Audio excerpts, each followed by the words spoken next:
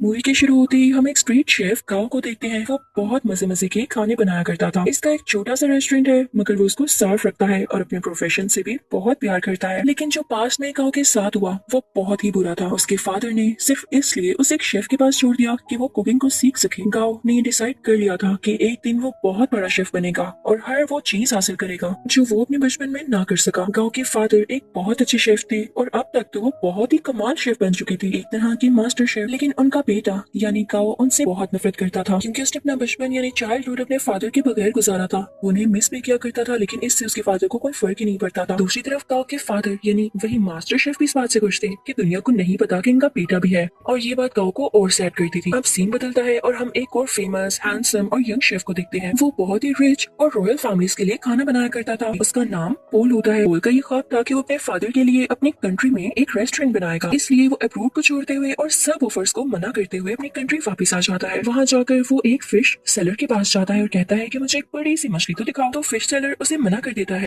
अब जैसे ही काऊ उसके पास बड़ी सी मछली लेने आता है तो वो आदमी उसे मछली दे देता है। ये देखकर पॉल को बहुत गुस्सा आता है और वो काऊ को गुस्से से देखता है, जैसे वो उससे जेलस हो कि भाई इसने उसको मछली क्यों दे दी। फिश सेलर जब इन दोनों को गुस्से में देखता है तो वो मछली के 2 टुकड़े कर देता है ताकि इनमें लड़ाई ना हो, लेकिन वो दोनों फिर भी एक दूसरे को गुस्से से घूरते रहते हैं। अब हम पॉल के शानदार और बहुत ही प्यारे रेस्टोरेंट को देखते हैं जिसकी आज ओपनिंग होती है। वो बहुत नीट एंड क्लीन एडवांस तरीके से बनाया गया और बहुत ही खुला रेस्टोरेंट होता है। उसको बहुत अच्छे तरीके से डेकोरेट किया होता है। पॉल ने जो नया रेस्टोरेंट खोला था वो काऊ के रेस्टोरेंट के बिल्कुल सामने था, जिसे देखकर गांव के दोस्त घबरा जाते हैं, क्योंकि ये नया रेस्टोरेंट इन कस्टमर्स का सारा इंटरेस्ट अपनी तरफ करने वाला था और इन सब लोगों को उनसे छीनने वाला था। और जिस बात का डर था वही होता है। सब लोग नए रेस्टोरेंट का टेस्ट चेक करने के लिए उसमें चले जाते हैं, तो गांव के दोस्त गांव को सपोर्ट करने के लिए डिस्काउंट ऑफर की अनाउंसमेंट करते हैं, जो कस्टमर्स को वाकई में अट्रैक्ट करती है, और वो फिर से गांव के रेस्टोरेंट की तरफ चल पड़ते हैं। इस बात से पोल के दोस्तों को बहुत गुस्सा आता है और वो इनसे आके गुस्से से बात करते हैं कि तुम लोगों के साथ मसला क्या है, हमारी सक्सेस तुम लोगों से देखी नहीं जा रही। एट द एंड दोनों पार्टीज में डिसाइड होता है कि क्यों ना एक कंपटीशन रखा जाए और देखा जाए कि किस शेफ के हाथ में ज्यादा टेस्ट है। अब दोनों को जबरदस्ती कंपटीशन में पार्ट लेने के लिए कहा जाता है। पहले तो वो मान नहीं रहे होते, लेकिन जब एक दूसरे को देखते हैं तो पहचान लेते हैं कि इन लोगों का सामना तो उस दिन फिश स्टॉल पर हुआ था, तो ये लोग कंपटीशन के लिए रेडी हो जाते हैं। अब टेबल लग जाता है और उस पर एक बड़ी सी फिश रखी जाती है जिसको इन दोनों ने काटना था। अब सबसे पहले पोल फिश को काटता है और उसके कांटे बहुत स्मूथली और तेजी के साथ निकालने लगता है। उसका ये तरीका सबको बहुत पसंद आता है। अब वो फिश फेंकता है काऊ की तरफ। काऊ भी फिश को बड़े अच्छे तरीके से काटता है और उसकी स्किन जब सबको दिखाता है तो उस पर जरा सा भी फ्लैश नहीं होता, यानी उस पर जरा सा भी फिश का मीट नहीं लगा होता, तो उसको भी सब बहुत एडमायर करते हैं, यानी दोनों की बराबर तारीफ होती है। अब वहाँ एक चेयरमैन भी होते हैं जो उनसे कहते हैं कि एक इंटरनेशनल कुकिंग कंपटीशन होता है, मुझे लगता है कि तुम दोनों को उसमें पार्ट लेना चाहिए। अब दोनों को प्रूव तो करना था कि इनमें से कौन बेस्ट शेफ है,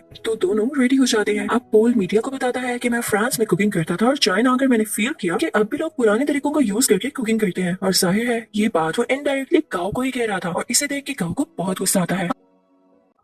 अब वहाँ सबको पता चलता है कि पहले इनका भी इसमें कंपटीशन होगा। अगर ये लोग उसे जीत जाते हैं तब ये लोग फाइनल तक पहुंच सकेंगे, और साथ ही साथ बहुत ही बड़े मास्टर शेफ से मिलने का भी चांस मिलेगा। और ये मास्टर शेफ कोई और नहीं बल्कि काऊ के ही फादर थे। उधर काऊ के रेस्टोरेंट में पोल की दोस्त आती है और काऊ और उसकी दोस्त को रेस्टोरेंट आने का कहती है कि आज का खाना आप हमारी तरफ खाएं। अब वो दोनों यानी काऊ और उसकी दोस्त पोल के रेस्टोरेंट तो जाते हैं, लेकिन उनको खाना पोल नहीं बल्कि पोल की वही दोस्त सर्व करती है। दिखने में वो खाना तो फ्राइड एग और एक प्लांट पोट की तरह लग रहा था, लेकिन उसका टेस्ट एकदम अलग था। तो ये देख के काऊ सोचता है कि वाकई पोल की कुकिंग बहुत एडवांस है, तो वो सीधा किचन में जाता है और उसको गुस्से से कहता है, पोल अपना खाना अच्छा दिखाकर क्या साबित करना चाहते हो कि तुम बहुत अच्छे कुक हो। तो पोल चुप रहता है और उससे मीट पकाने का कहता है कि चलो देखते हैं कौन ज्यादा अच्छा मीट पका सकता है। काऊ चैलेंज एक्सेप्ट करता है। अब काऊ बहुत ही अच्छे तरीके से वो मीट पकाता है, वो बहुत डिलीशियस लग रहा होता है। अब पोल उससे कहता है कि मैं तुम्हें सेम रेसिपी के साथ ये डिश बनाकर दिखाता हूँ। पोल शुरू करता है और सेम डिश बहुत ही कम टाइम में बना लेता है। जब काऊ उसको स्मेल करता है तो उसे अपनी डिश में और इसकी डिश में कोई फर्क नहीं लग रहा होता, तो वो समझ जाता है कि वाकई इसके पकाने का तरीका बहुत एडवांस है। वो उदास हो जाता है और वहाँ से चला जाता है। अब काऊ को कोई कहता है कि उसे उसके फादर बुला रहे हैं। काऊ अपने फादर के पास जाता है और कहता है कि अब आपने मुझे क्यों बुलाया, जबकि आप ये बात मानते ही नहीं कि मैं आपका बेटा हूँ। तो मास्टर शेफ उसे कहते हैं, मैंने ऐसा इसलिए किया ताकि दुनिया ये ना कहे कि तुम मेरे बेटे हो, इसलिए तुम इंटरनेशनल कॉम्पिटिशन तक पहुंच सके, बल्कि मैं तो ये चाहता हूँ कि तुम खुद ये करो। तो काऊ कहता है, डैड मुझे वैसे भी आपकी सपोर्ट की जरूरत नहीं, जब मुझे आपकी जरूरत थी तब आप मेरे पास नहीं थे। खैर मैं अब ये साबित करके दिखाऊंगा कि मैं वो हासिल कर सकता हूँ जिसकी वजह से आपने मुझे छोड़ा। अब काऊ यहाँ से चला जाता है क्योंकि उसे अपने डैड की किसी भी बात पर यकीन नहीं होता। अब next day international cooking competition होता है। सब प्रिपरेशन की जा चुकी होती है। कॉम्पिटेंट्स यानी पोल और काऊ भी रेडी होते हैं। टाइम स्टार्ट होता है।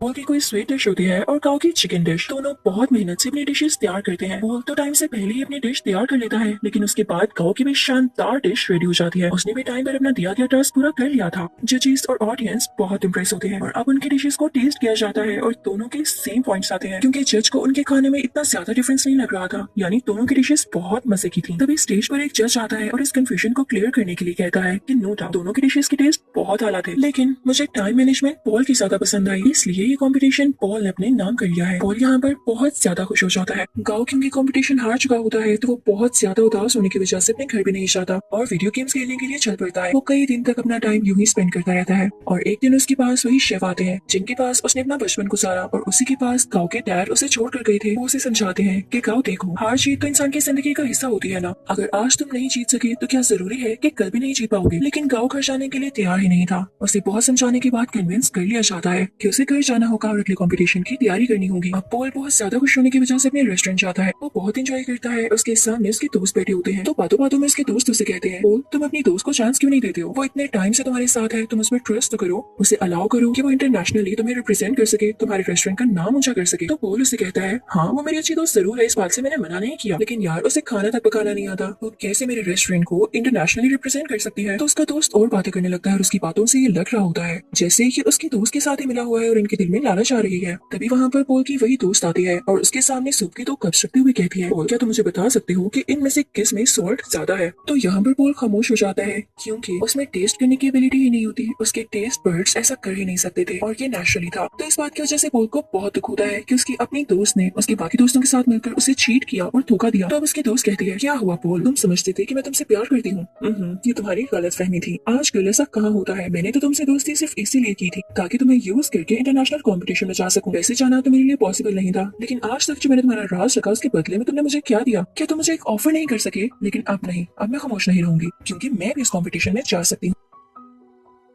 अब यहाँ पर एक और बड़ी बात रिवील होती है कि पॉल के ही दोस्त के साथ मिलकर पॉल को चीट कर रही थी, क्योंकि वो दोनों अब रिलेशनशिप में थे और पॉल के अगेंस्ट ही एक साजिश यानी कॉन्स्पिरेसी चल रही थी कि पॉल के रेस्टोरेंट को बेच देंगे और उनसे जो पैसे आएंगे उनसे अपनी लाइफ स्टार्ट करेंगे। लेकिन पॉल भी ऐसा होने दे नहीं सकता था। पॉल बहुत उदास हो जाता है और अपने रेस्टोरेंट से बाहर आ जाता है। रात हो चुकी होती है और वो बाहर बैठकर ड्रिंक करने लगता है। तभी उसे काओ भी देख लेता है और उसके पास आके कहता है, पॉल तुम उदास के बैठे हो यार, तुम तो जीत चुके हो, तुम्हें खुश होना चाहिए। तो पॉल उससे कहता है, हाँ जीत तो चुका हूँ पर हार भी बहुत कुछ चुका हूँ। खैर तुम छोड़ो, तुम्हें एक बात बताता हूँ, सामने ये बैनर देख रहे हो, वो इनफैक्ट गाओ के फादर यानी उसी मास्टर शेफ की पिक्चर होती है। तो पॉल उसकी तरफ इशारा करके कहता है, ये मेरे आइडियल है, मैं चाहता हूँ मैं इनकी तरह बनूं। तो गाओ आगे से हल्का सा मुस्कुराता है और कहता है, पॉल ये मेरे फादर है, तुम यही सोचते हो ना कि अच्छे इंसान है और तुम इनके जैसा बनो, तो मैं तुम्हें बताऊं मेरे फादर दिल के बहुत बुरे हैं। गाओ से अपने पास्ट की स्टोरी बताने लगता है कि उन्होंने मेरे साथ क्या क्या किया। पहले तो पॉल कहता है, गाओ तो मजाक कर रहे हो यार, बस कर दो। लेकिन गाओ से बताता है, नहीं वो मुझे बचपन में वाकई में छोड़ गए थे सिर्फ इसलिए कि मैं उनके प्रोफेशन को अपना नहीं पा रहा था, मैंने अपना सारा बचपन उनके बगैर गुजारा है। तो पॉल कहता है, अच्छा उदास नहीं हो, अब हम क्या कर सकते हैं? तो गाओ से कहता है, बॉटल्स फेंक सकते हैं। तब वो दोनों खाली बोतल्स उस बैनर की तरफ फेंकने लगते हैं और बहुत खुश होते हैं। यहाँ पर इन दोनों में दोस्ती हो जाती है और ये सीन बहुत ही ज्यादा क्यूट है। अब पॉल जब वहाँ से अपने रेस्टोरेंट वापस जाता है तो देखता है कि उसके दोस्त उसके रेस्टोरेंट का सौदा कर रहे होते हैं। तो पॉल उनसे कहता है, ये क्या हो रहा है, तुम लोग मेरी इजाजत के बगैर ऐसा कर भी कैसे सकते हो? तो उसके दोस्त उससे कहते हैं, मुझे ये बताओ इंटरनेशनल कॉम्पिटिशन में अपने साथ किसको लेकर जाओगे, क्योंकि राउंड 2 में अकेले नहीं पका सकते, आपके साथ आपका पार्टनर होना लाजमी होता है, क्या तुम अपनी दोस्त को लेकर जाओगे? तो पॉल कहता है, मेरा दिमाग नहीं खराब, मैंने डिसाइड कर लिया है कि मैं किसे अपने साथ लेकर जाऊंगा जो कि वाकई डिजर्विंग है। पॉल यहाँ पर गाओ का नाम लेता है तो ये सुनकर उसके दोस्त काफी जेलस होते हैं। उनमें से एक कहता है, पॉल याद रखना तुम्हारा करियर मिट्टी में मिल जाएगा। तो पॉल उसे अपने सर से हिट करता है, उन सबको वहाँ से भगा देता है। जब भी सारे लोग चले जाते हैं तो गाँव का वही गार्डियन शेफ पॉल से कहता है, पॉल वाकई तुमने ये सोचा है कि तुम गाँव को अपने साथ लेकर जाओगे? तो पॉल कहता है, हाँ क्यों नहीं, और साथ ही वो गाँव के शोल्डर पर पैट करता है और कहता है, हाँ ये डिजर्विंग है। सब बहुत खुश होते हैं। अब यहाँ पे कॉम्पिटिशन की तैयारियां शुरू हो जाती है। दोनों में ये डिसाइड होता है कि पॉल गाँव को अपने नए तरीके सिखाएगा जबकि गाँव पॉल को अपने पुराने तरीके जिस तरह से वो कुकिंग करता है। गाँव पॉल से कहता है, तुम परेशान मत होना, अगर तुम्हारे टेस्ट बड्स काम नहीं करते मैं तुम्हारा टेस्ट वापस लाने में तुम्हारी मदद करूंगा। वो उसे समझाता रहता है कि इस तरह करो।